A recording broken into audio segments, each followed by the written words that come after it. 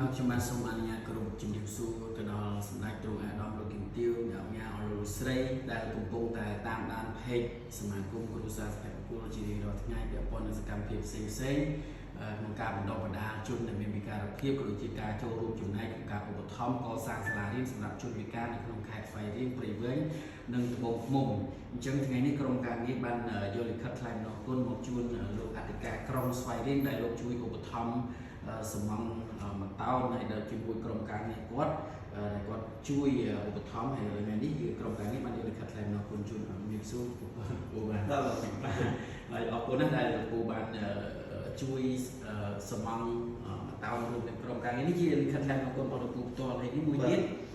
សម្រាប់ខ្ញុំមើលឈ្មោះអត់ឃើញទេដោយសារខ្ញុំជួយពិការបាទជួយគាត់ដែរអញ្ចឹងណាបាទដើម្បីរួមគ្នាក្នុងការកសាងសាលារៀនសម្រាប់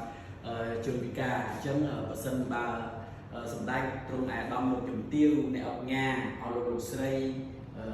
អាជ្ញាធរដែនដីគ្រប់ជាន់ថ្នាក់ទាំងអស់មន្ទីរពាក់ព័ន្ធជុំវិញខេត្តក្រុងទាំងអស់ដែលមានចំណាប់អារម្មណ៍ក្នុងការជួយជ្រោមជ្រែងដល់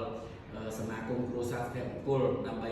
រួមគ្នាធ្វើយ៉ាងណាឲ្យក្តីសម័យជនពិការខ្លាចជាការពិតថាអនាគតពួកគាត់នឹងមានសាលារៀនគ្រប់គ្នា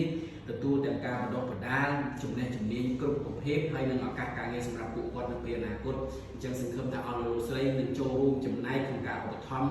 ជួយដល់យើងខ្ញុំទាំងអស់គ្នាក្នុងការកសាងសាលារៀនផងដែរអញ្ចឹងលោកអ្នកអាចទំនាក់ទំនងមកเพจសមាគមគ្រួសារសុភមង្គលផ្ទាល់ឬក៏លេខទូរស័ព្ទដែលយើងខ្ញុំដាក់នៅលើ caption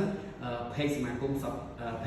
គ្រួសារសុភមង្គលដើម្បីផ្សព្វផ្សាយទៅសប្បុរសជនក្នុងការចូលរួមឧបត្ថម្ភជួយជ្រោមជ្រែងគាំទ្ររបស់សមាគមគ្រួសារសុភមង្គលក្នុងការសាងសង់សាលារៀនក៏ដូចជាការហូបចុកប្រចាំថ្ងៃសម្រាប់និស្សិតដែលមានវិការភាពនៅក្នុងខេត្តស្វាយរៀងផងដែរខ្ញុំបាទទាំងអស់គ្នានឹងក្រុមការងារព្រមទាំងលោកអធិការសូមអរគុណសូមគោរពលាសូមអរគុណ